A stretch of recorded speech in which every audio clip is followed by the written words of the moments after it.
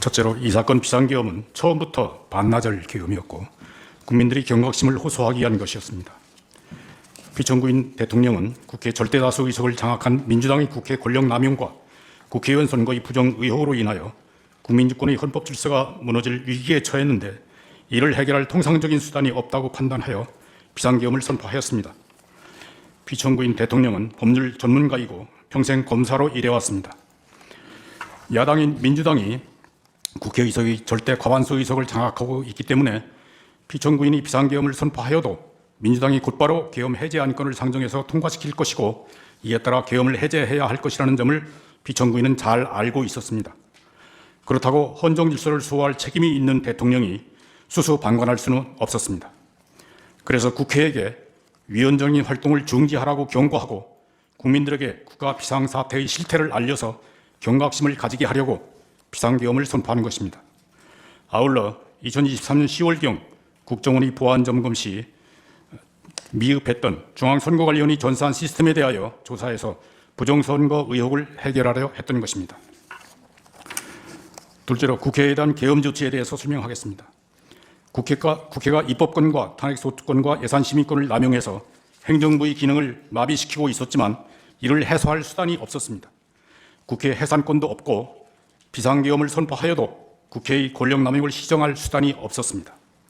그렇지만 국회의 위헌적인 권력 남용이 비상계엄을 선포한 원인이라는 사실을 알려서 국민들에게 경각심을 불어넣을 필요가 있다고 판단했습니다.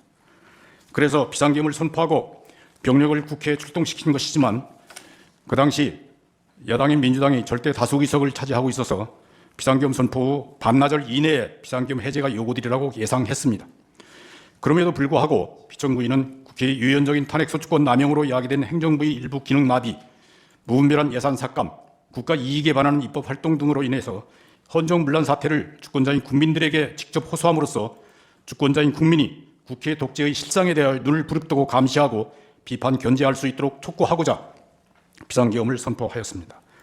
비상계엄의 목적이 국회를 해산하거나 국회 기능을 정지시키려 한 것이 아니었기 때문에 대통령은 국회에 병력을 출동시키면서 비무장과 비폭력을 분명하게 지시했습니다.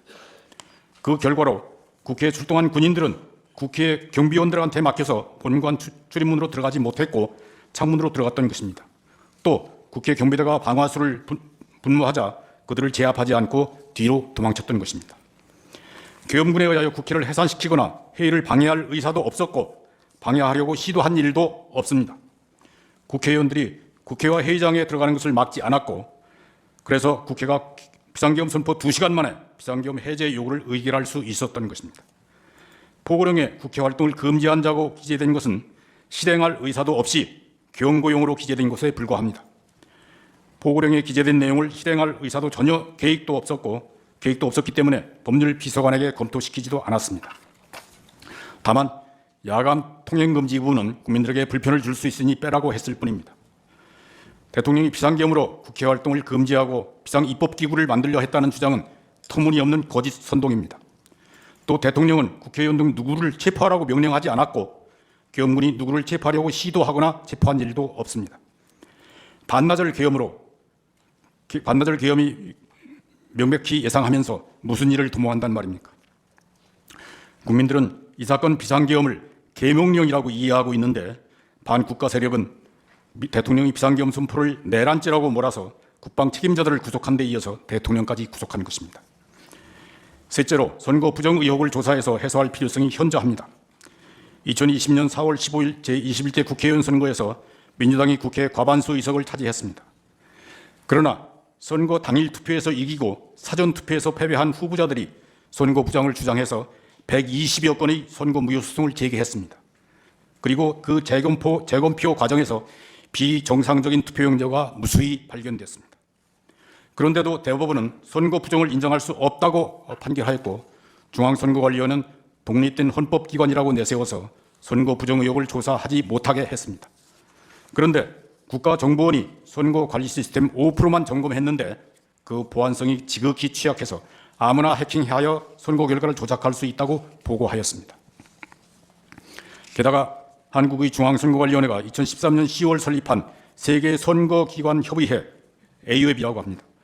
그 AU협이 키르기즈스탄, 콩고, 볼리비아, 남아공 등 여러 나라에 한국이 전자 개표기를 보급했는데 그 나라의 선거에서 부정 의혹과 폭동이 일어나고 재선거로 결과가 뒤집히는 사태가 벌어지기도 했습니다. 그리고 한국의 전자 개표기 때문이라는 원성이 쏟아져 들어왔습니다. 그들 나라들은 대부분 중국의 1대1로 주변 국가들이고 중국이 중국의 국익을 위해서 영향력을 확대하고 있는 나라들입니다. 21대 국회의원 선거에서 국회 과반수 의석을 차지한 민주당 정권은 국회 과반수 권력을 활용하여 중국인의 입국을 쉽게 하고 우대하였으며 선거 관리에도 참여할 수 있게 했습니다. 중국인의 간첩 활동이 활발해졌는데 국가정보원이 간첩 수사 그리고 검찰이 수사권을 박탈해서 간첩 수사와 처벌을 어렵게 만들었습니다. 그리고 2024년 4월 20일 제22대 국회의원 선거에서도 민주당이 과반수 의석을 차지하였고 그들의 독재 현상은 더욱 심해졌습니다. 대통령이 재의 요구하여 부결된 법률안을 다시 의결하였고 탄핵 사유도 없이 탄핵 소추권을 남발하여 국가기관의 직무를 정지시켰습니다. 대통령과 검찰과 감사원의 활동 예산을 삭감해서 국가 기능을 정지시켰습니다. 국방 예산을 삭감하여 북한의 미사일 도발에 대비하지 못하게 했습니다. 국회 과반수 세력의 유연적인 활동은 여당과 협의하지 않고 국민들의 뜻을 무시하는 일당 독재였습니다. 그들은 국민들의 눈치를 보지 않더라도 다음 선거에서 당선될 수 있다는 자세로 유화 독존하였습니다. 그래서 선거 부정의 기능 가능성을 없애는 것이 국민주권의 헌정 질서를 확립하는 첩경이라고 생각했습니다. 부정선거 의혹은 대통령 피청구인이 비상계엄을 선포하게 된 주요 원인이고 이를 해소하고 투명하고 공정한 선거 시스템을 확보하는 것이 국민주권의 헌정 질서를 확립하는 길이기 때문에 이 사건 심판 절차에서 부정선거 의혹에 대한 주장 입증은 확실하게 보장되어야 합니다. 넷째로 피청구인의 방어권은 보장되어야 합니다. 헌법재판소법 제52조는 탄핵 심판 절차에서 피청구인의 출석과 방어권을 보장하라고 요구하고 있습니다. 대통령 탄핵은 중대한 사건이므로 그 탄핵 심판 절차에서는 피청구인의 방어권이 더욱 철저히 보장되어야 합니다. 청구인 측은 특정 증인을 신문할 때 피청구인이 보이지 않게 해달라고 요청하지만 그것은 피청구인의 방어권을 무시하는 것이고 피청구인이 없는 자세에서 위증을 하게 해달라는 것처럼 들리기도 합니다. 또 수사기관에서 피청구인을 강제 구인하여 변호인 접견을 방해하거나 헌법재판소 법정에 출석하지 못하게 한다면 그것도 탄핵사건 피청구인의 방어권을 지배한다는 비난을 면하기 어려울 것입니다. 이상입니다. 감사합니다.